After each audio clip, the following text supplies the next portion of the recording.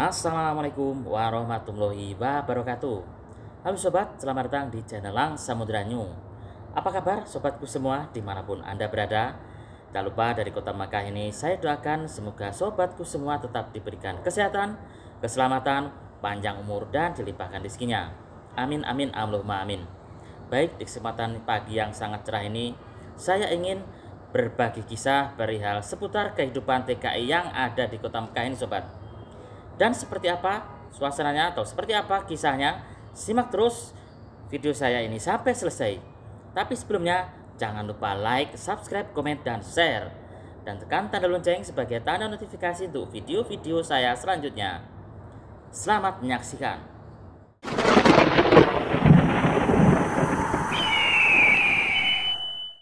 Di sini maksud dan tujuan saya untuk membuat video seperti ini yaitu agar para TKI maupun TKW dimanapun Anda berada, baik itu di Saudi Arabia, di Qatar, di Abu Dhabi, di Hong Kong, di Taiwan, di Malaysia, maupun di berbagai belahan dunia, agar lebih berhati-hati dalam bertindak di negeri perantauan. Karena manakala kesalahan satu TKW ataupun satu TKI, maka semua negara ataupun negara kita akan tercoreng karena tindakan tersebut. Maka dari itu, alangkah lebih baiknya manakala kita sebelum bertindak dipikirkan lebih matang lagi sobat. Baik itu resiko baik maupun buruknya. Karena di sini akan membawa dampak yang begitu besar ya, yang pasti nama negara kita pun juga akan terbawa ya sobat. Baik, di sini saya tidak mau melebar kemana-mana ya sobat. Di sini saya akan berbagi sedikit kisah seputar kehidupan saya maupun sahabat-sahabat saya yang berada di sini ya sobat. Dan ini adalah real kehidupan yang pernah saya jalani selama saya bekerja sebagai pekerja electrician di Masjidil Haram ini. Dan pada waktu itu pertama kali saya datang ke sini itu banyak sekali kawan-kawan saya yang masih tetap bertahan di sini sobat. Jadi waktu tahun pertama itu juga masih banyak ya, jadi mungkin hanya ada satu atau dua kawan-kawan saya yang sudah pulang atau cuti dan kemudian tidak balik lagi. Dan kemudian karena mungkin ya faktor ya berbagai macam faktor yang pasti ya, namanya juga hidup itu juga pasti ada suatu masalah ya. Dan manakala kita tidak mampu menyikapi masalah tersebut, maka hasil dari apa yang membuat kita tidak mampu menghadapi masalah tersebut juga pastinya bisa berdampak baik dan juga bisa berdampak buruk pastinya.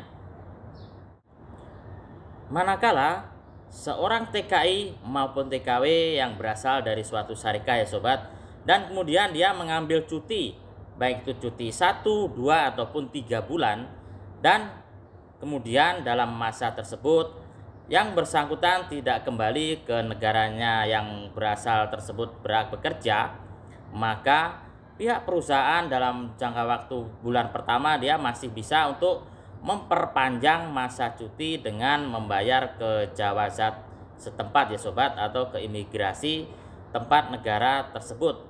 Yang pasti juga aturan dari setiap negara itu juga berbeda-beda. Namun yang terjadi di Saudi itu masih bisa diperpanjang. Dan manakala pihak syarikat tidak mau memperpanjang dan kemudian si TKI maupun si TKW yang masa cutinya sudah overstay ini dia tidak bisa kembali lagi ke negara sini ya sobat. Contohnya ada beberapa kasus kawan saya seperti itu. Karena dia tidak bisa kembali dan kemudian dia akan pindah syarikat, dia tidak bisa atau tidak bisa proses untuk masuk kembali ke wilayah Saudi Arabia selama kurun waktu tertentu sobat. Tidak tahu, mungkin bisa 5 tahun atau bisa 10 tahun. Dan mungkin dalam masa 5 atau 10 tahun itu, setelah itu pihak atau imigrasi Saudi Arabia mungkin bisa memperbolehkan kembali seseorang tersebut yang pernah blacklist bisa untuk masuk kembali ke wilayah Saudi Arabia. Halo sobat, di sini ada juga kawan saya yang berpura-pura cuti ya sobat. Jadi waduh, itu sangat disayangkan sekali sobat.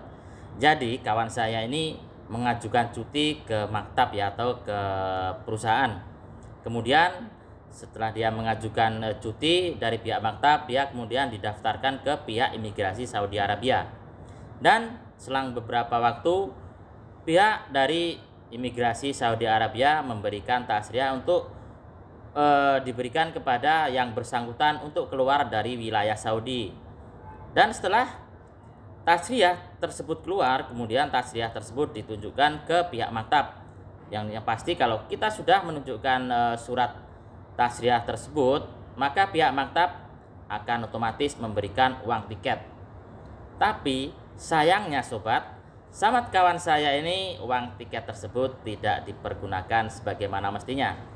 Jadi anak ini cuma mengambil uang tiket, kemudian anak ini tidak keluar dari wilayah Saudi Arabia. Contohnya tidak pulang ke Indonesia, atau tidak ke Jordan, atau kemanalah, pokoknya yang penting keluar dari wilayah Saudi Arabia.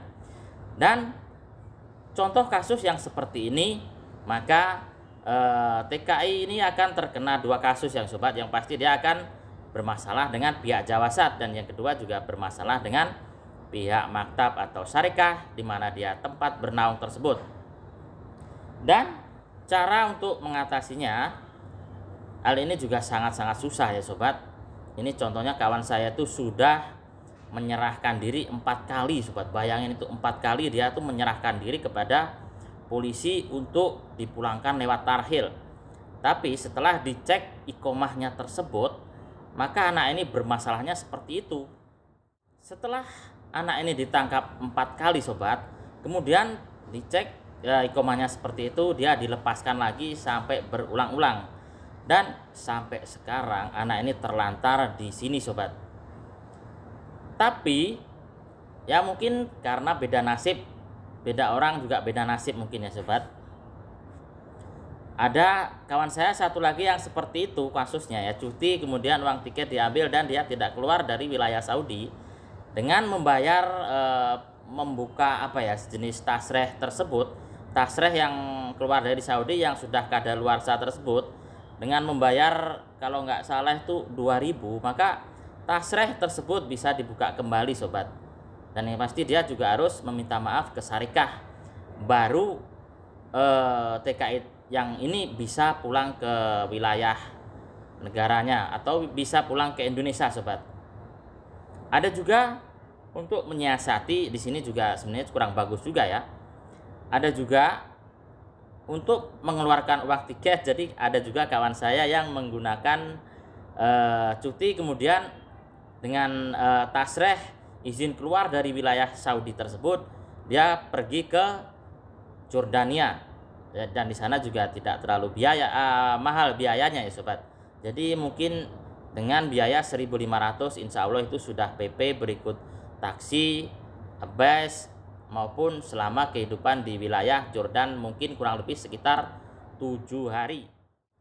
Dengan adanya kasus-kasus seperti ini sobat, kita sebagai perantauan di negeri orang, alangkah lebih baiknya kita tuh lebih berhati-hati dan lebih matang lagi dalam berpikir ya sebelum kita bertindak. Karena sejengkal langkah kesalahan kita, maka itu akan menentukan langkah-langkah berikutnya selama kita bekerja di negara orang sobat. Yang pasti juga manakala kita sembrono atau gegabah, yang pasti juga akan menyulitkan kita di kehidupan selanjutnya nanti secara administrasi peraturan kerajaan di sini ya sobat.